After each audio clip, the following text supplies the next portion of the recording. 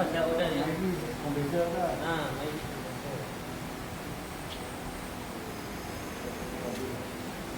Okay, ambil balik ya. Rekod dulu. Ini mau nak? Ini. Ni semalam punya kan.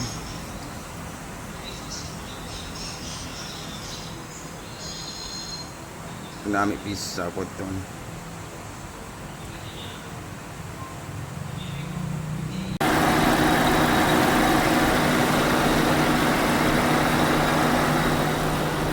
Kereta lama dah 14 tahun 16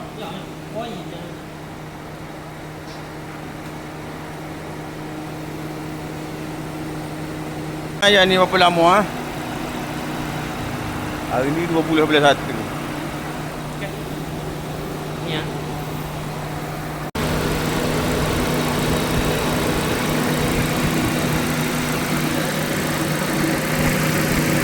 Okey, sejuk.